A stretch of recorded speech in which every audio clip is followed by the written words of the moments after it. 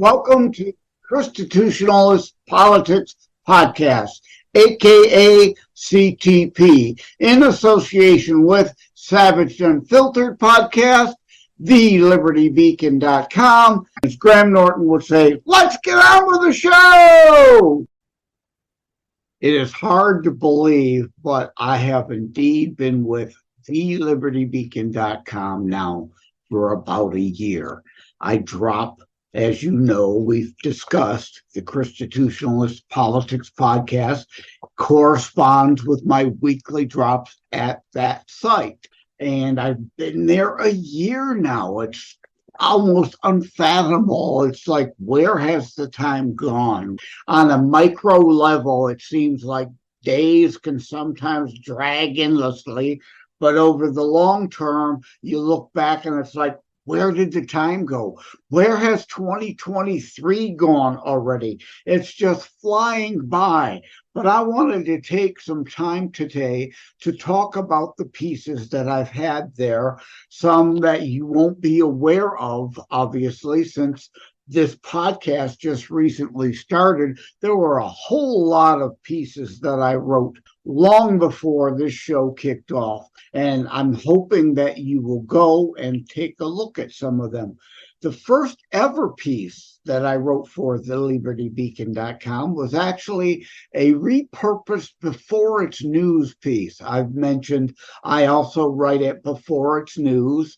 I've written there for a while, and I know some people try to attack Before It's News and refute it as a legitimate news source, but it's like any site. Even CNN and MSNBC.com, I was like, those are credible? No, I don't think so. So it all depends on who you're reading, where you're going for your news. So yes, let me say right up front, I see some real kooks that are regular contributors at beforeitsnews.com. Any site you go to, you have to find those who are providing you credible information based on facts, just not spewing their feelings based on unicorn fart delusions.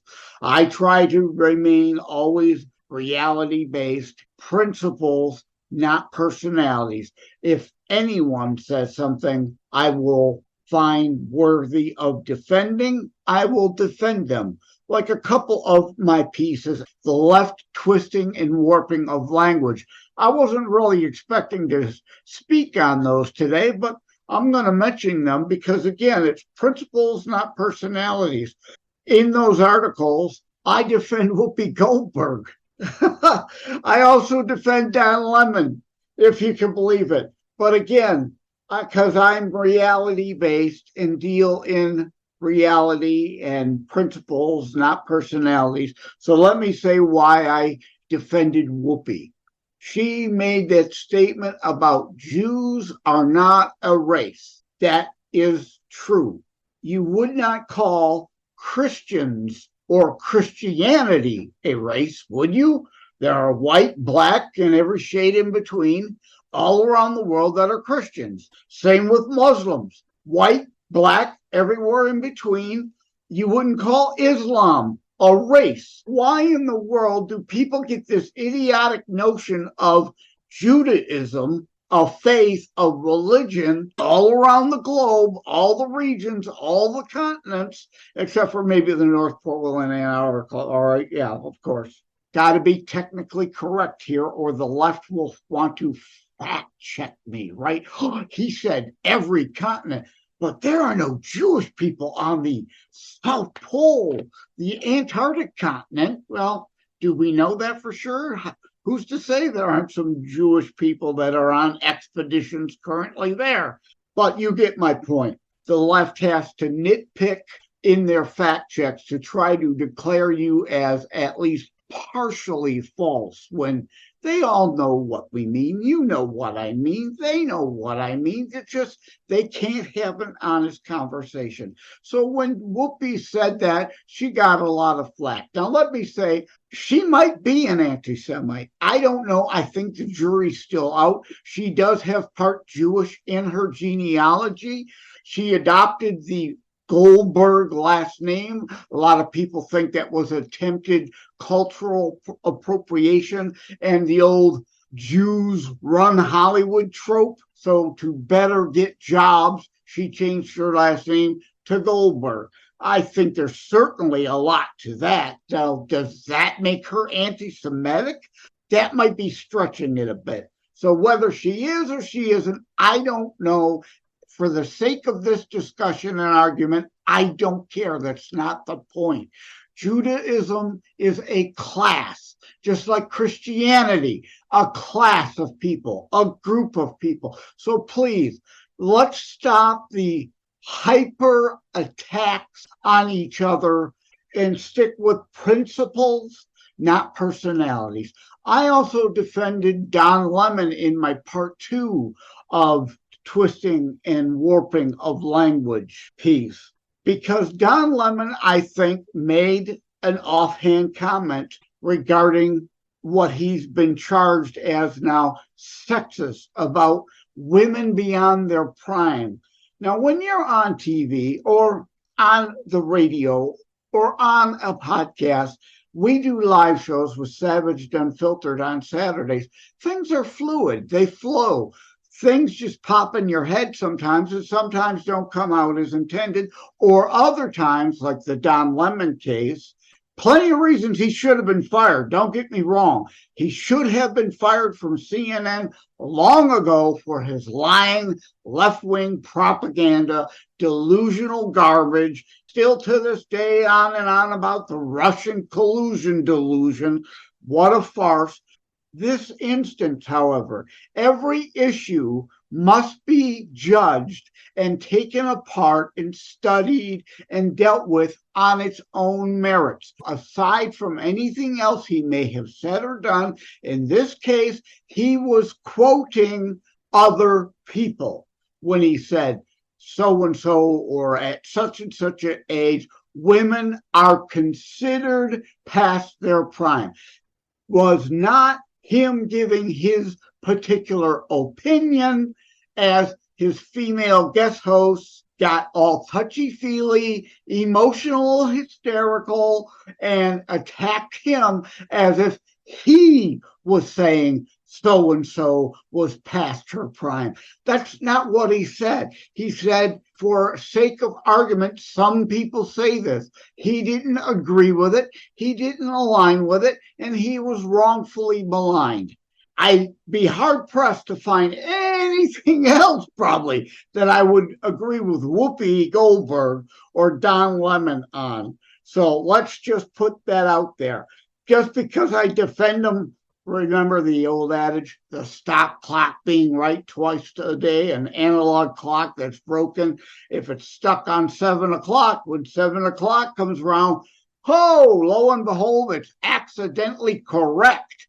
And a leftist can sometimes be accidentally correct. Now, I think Whoopi said something correct, but I think she said it for the wrong reasons. It was insensitive, it was improper, she was suspended, and she probably should have been suspended for it. But I've seen many rabbis online even defending her over that. That was not one thing she should have been attacked for. She deserved to apologize and explain how it wasn't quite as she said it, as how it was taken, how she meant it.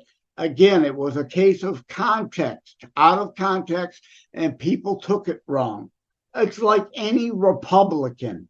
I've spoken outwardly about CINOs and rhinos, fighting them as hard as I do fascocrats. You challenge rhinos in the primary season in the spring to get better candidates, and you must vote the GOP lever ticket in the fall, because even a rhino, if they're with me 30%, that is still better than the fascocrats who's going to be with me, maybe 1% of the time? That stop clock adage, a Democrat actually getting something right on occasion? Rare. So a rhino is better than a fascocrat any day, but yes, we want to replace the rhinos too. It's about being consistent. having honor and integrity. But none of that is what I expected to talk with you today. The very first article I wrote for TheLibertyBeacon.com was a before it's news piece. I mentioned we're finally getting to that. I repurposed it for TheLibertyBeacon.com. Today's Federalism versus Original Intent Federalists. Basically, today's fascia federalists, as I call them, and of course, fascocrats, as well as some bad Republicans that side with them.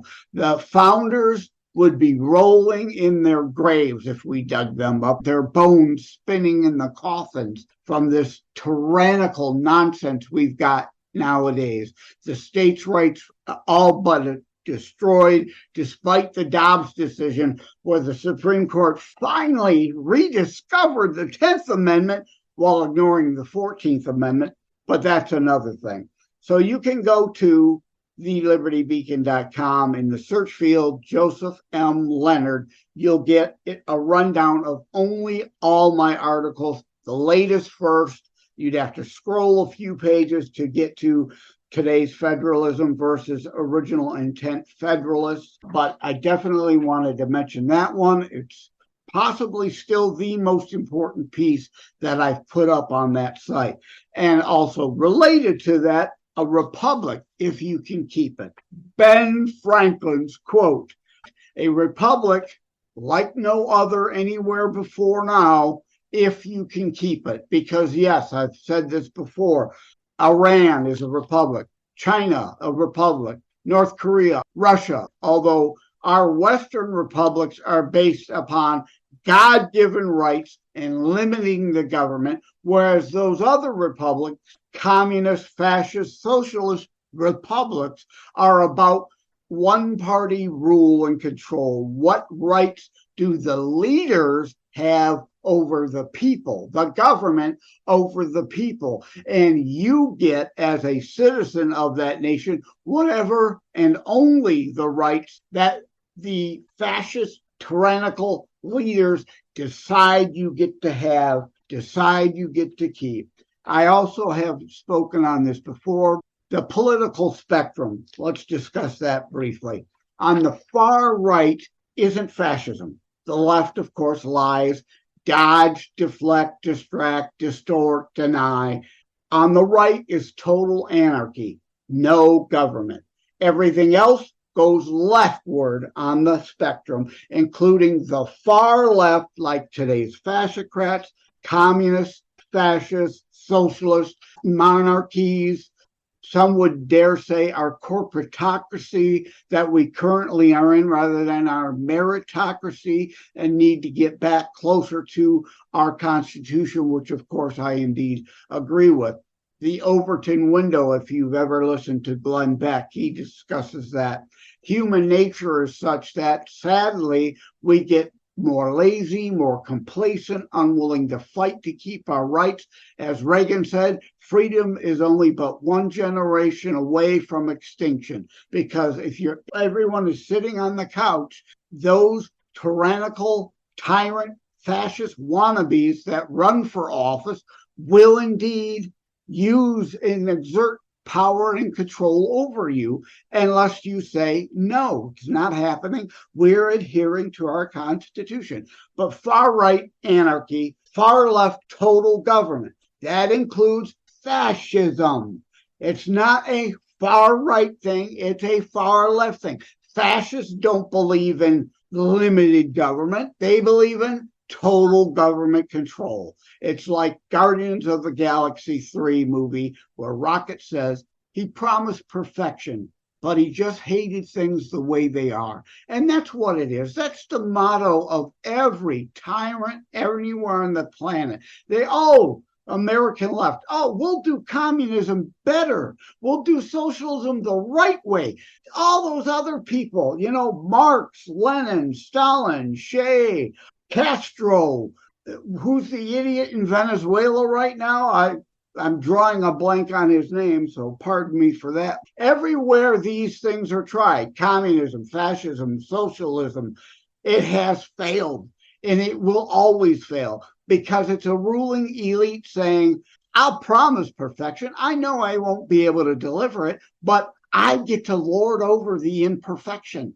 They think they're special. The ruling elites think they have the right to lord over you, and our U.S. Constitution says otherwise. And spare me Antifa, anti-fascist. What a joke that is. They are literally El Duce 1930s Italian black shirts or Hitlerian brown shirts of the 1930s out there rioting, looting, burning down neighbors, beating up people to try to silence them, just like the fascists in Europe did. They're not anti-fascist. And just because they may use some tactics that are generally associated with anarchists doesn't make them anarchists. That's a false narrative. They're trying to make you think that neo-Nazis are a right-wing thing. They're not. They are for bigger government, total government, just as long as they get to run the government. None of this representative democracy stuff you shouldn't have a say. So there's that. Another article I'm going to be touching on in my Flashback 1 year with the Liberty Beacon piece that's coming on September the 23rd. Same thing for what I'm recording this for ChristiTutionalist Politics podcast to release, is an article called Latest Wokeism Cries of Racism, White Supremacy, and Cultural Appropriation. The left is so stupid. They say everything is racist. It is just absurd. All of a sudden now, supposedly, and I'm not making this up, if you go to my latest Wokeism Cries of Racism, White Supremacy, and Cultural Appropriation article, you will see link back to where these leftist morons are saying that if a white guy likes a woman with big butts. Stay with us. We'll be right back. Hi, my name is Ed Bondarenka, and I host Your American Heritage on Saturdays at 2 in the afternoon on this station. Your American Heritage is a show about the struggle we find ourselves in and how to react to it in the light of our biblical and American heritage. Listen to it while you're working around the house, the garage, cleaning the guns, walking the dog, driving, or just lazing around. Join me at 2 o'clock Saturdays here on Wham Radio, 1600 AM, 92.7 FM. God bless America.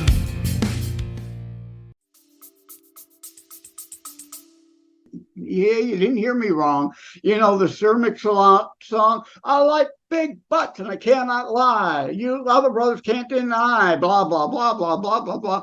You know, he was really culturally appropriating, if we want to go down that road, lefty loons.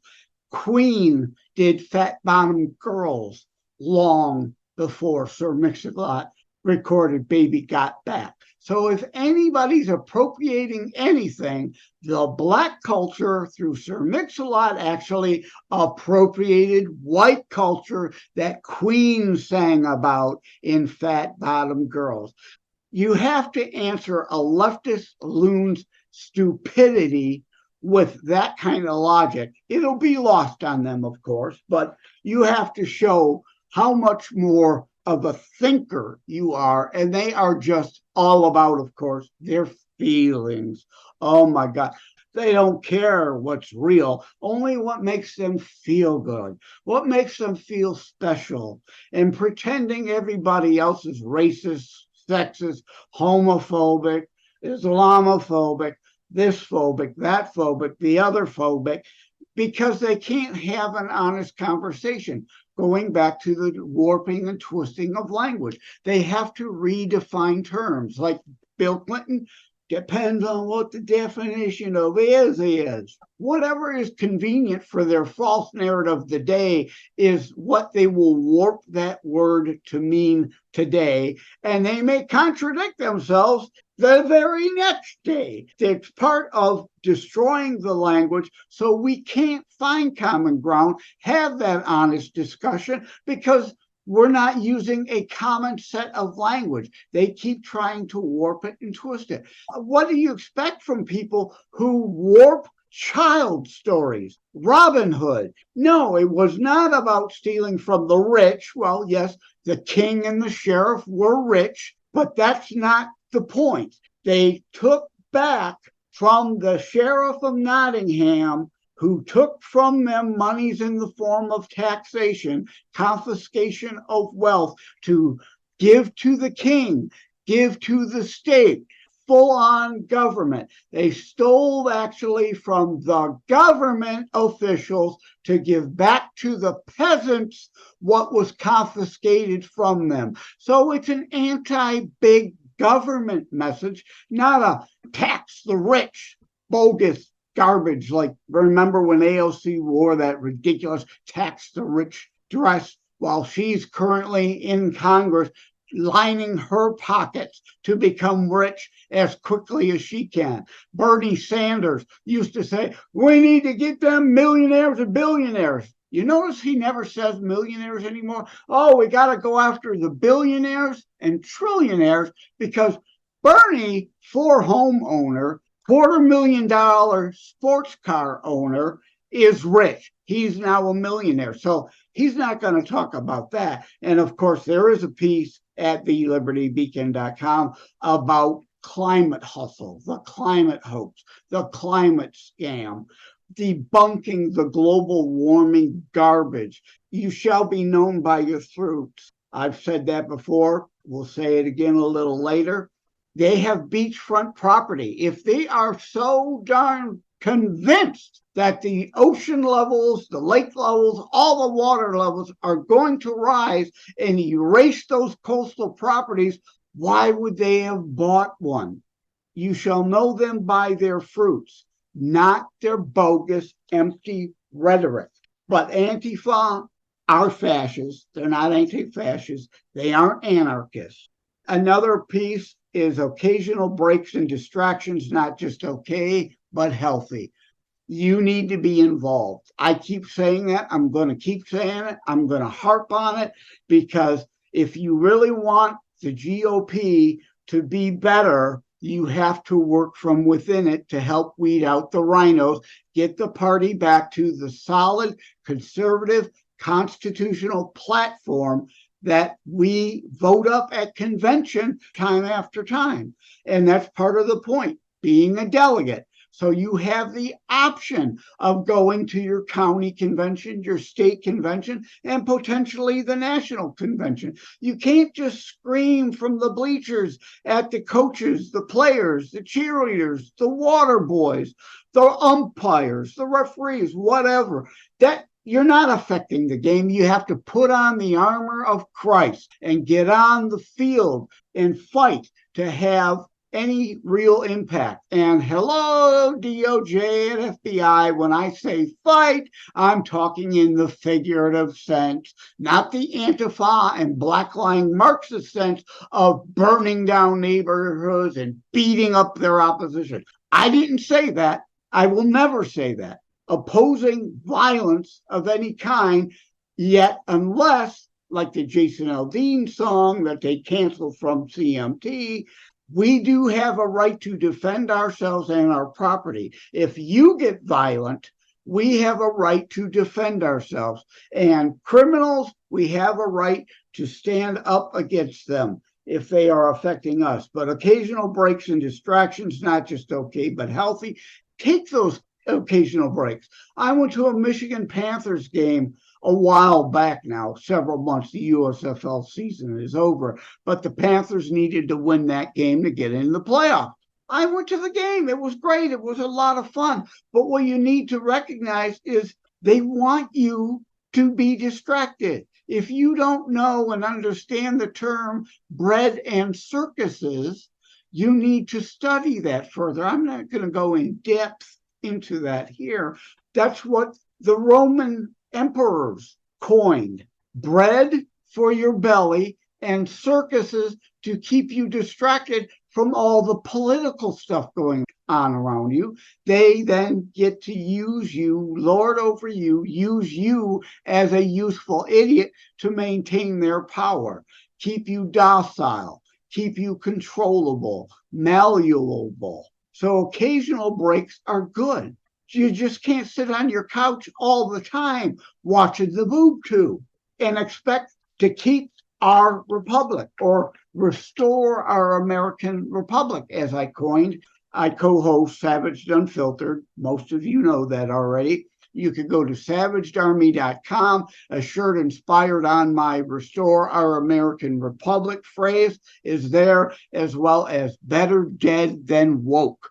For you older folks, you will know it's obviously based on the Better Dead Than Red theme from before. Now it's Better Dead Than Woke. The next piece I wanted to talk about is Movies, Snacks, and Politics Part 2. Yeah, there was a two-parter there. We all know all the wokeism going on around us. As I'm sitting here recording this, Barbie and Oppenheimer, or Barbenheimer, they're calling it now, it set records at the box offices when they first came out, that first weekend. First time in like 4 years, a record like that was broken. Finally, maybe consider we're coming fully out of COVID now, and the movie theaters may not have to go bankrupt and all shut down. We always, on the right, of course, focus on the wokeism that's going on in the politics. And that's true. I mentioned Guardians of the Galaxy. That was one of the rare exceptions, talking about tyranny. Oppenheimer was pretty good. I didn't sit through to the end, though. 3 hours felt like 5 hours. I left it early. Unlike some other movies that are 3 hours, the time seems to go by and you don't realize it's 3 hours. Oppenheimer, before I left, felt like it was in its 5th hour. We need to be careful, of course, because even the Barbie movie, if you haven't heard the controversial situation regarding a Chinese map claiming all the isles in Southeast Asia as China properties. So even Barbie kowtows to China. It's ridiculous. It's pathetic. And we've got to do better. And the last piece I'm going to talk to you about today, will real Christians be able to save America? Was one I wrote just a few months ago. And when I mean real Christians, I mean real Christians, not Biden and Pelosi, fake Catholic kind. I was born and raised Catholic.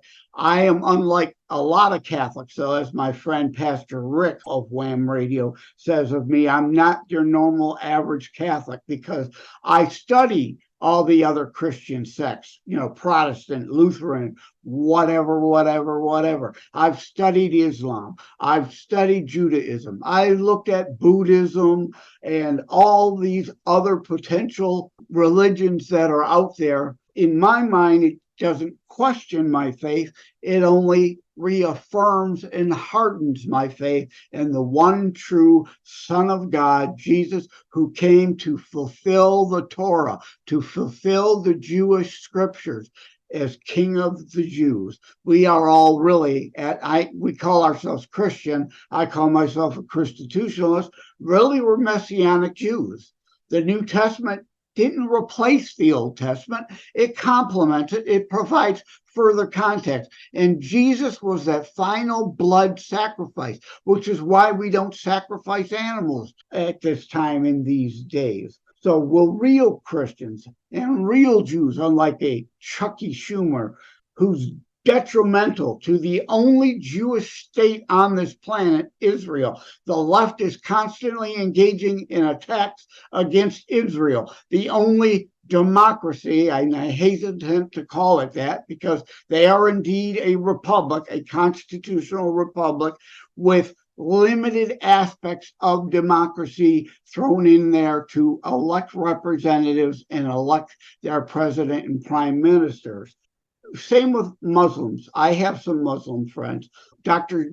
Zuhdi Jasser has a book called Reform, The Battle for the Soul of Islam. There are many Muslims who know their 7th century religion, as handed down by Muhammad, has to be reformed, much like Martin Luther felt the Christian religion needed reform. But Christians aren't running around killing everybody.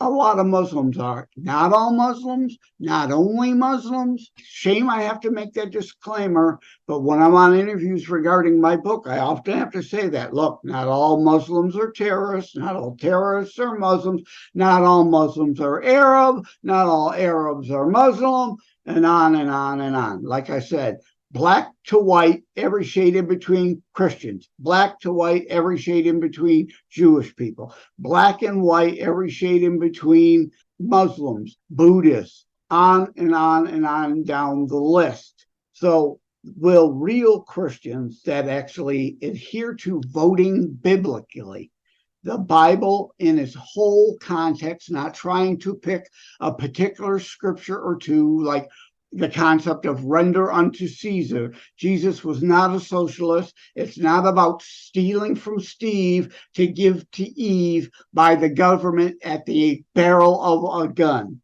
Be our brother's keeper is a charitable commandment from Christian doctrine, not handed over to the government to do that, who then, of course, taxes us to death, takes 80% off the top for themselves, the deep state ruling elites, and then pennies get to people who really need it. It's our local charitable commandment that we are supposed to adhere to, not redistribution of wealth.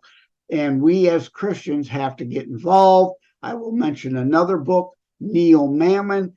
Jesus was involved in politics. Why aren't you, and why isn't your church? Another great book to read. And yes, I'll mention Terror Strikes coming soon to a city near you again. It may not seem like a Christian book, right? It's clearly not your traditional fluffy kind of preaching to the choir. I hate that term, but it makes sense to use at that time. Type Christian book. It is meant to get in the hands of many and introduce Christ and the Bible to them to some degree, again, without being preachy and beating somebody over the head with the Bible. So there is all that. Thank you for tuning in. Please check out TheLibertyBeacon.com. Again, in the search bar, you can put Joseph M. Lenard. That'll give you a list of all my articles. We only touched on a very few. I drop every Saturday. Been there a year now. So yes, there's more than 52 pieces there to scroll through and look at. Pick and choose one or two that you want to read. Please share them, as well as obviously, please share the ChristiTutionalist Politics podcast with your friends, your family, those who need to hear these messages. You shall be known by your fruits. Again, I'm going to leave you with that. That doesn't mean empty words screaming on social media. You have to get up, get out, and do things that matter. 2 Chronicles 7:14, if you pray, I shall hear from heaven and heal your land. Well, that is, again, just one scripture. You have to take it in context of the whole Romans book and other passages in the Bible. You are required to act. And as the Rush Rock Group out of Canada says, if you choose not to decide, you still have made a choice. If you refuse to help sow good fruit trees, we are all then stuck to suffer trying to choke down and eat that poison fruit we sat around and let others sow and are reaping now. It's taken decades to get here. It's going to take decades to fix. You can't get off your couch for just one election and think, oh, I elected Trump in 2024, for example. He can do it. He's a man. He's only a man. He's not God. He's not someone any of us should worship. No king but King Jesus. We worship no man but Jesus. And that's it. Thank you for having tuned into ChristiTutionalist Politics Show. Check out more about today's discussion at TheLibertyBeacon.com, where my articles drop every Saturday. In addition to seeing the corresponding piece referenced in any episode of ChristiTutionalist Podcast, see to the show transcript on podcast platforms that provide access to it, like Buzzsprout at tinyurl.com TerrorStrikes.info/ChristiTutionalist for additional bonus material therein, the transcript.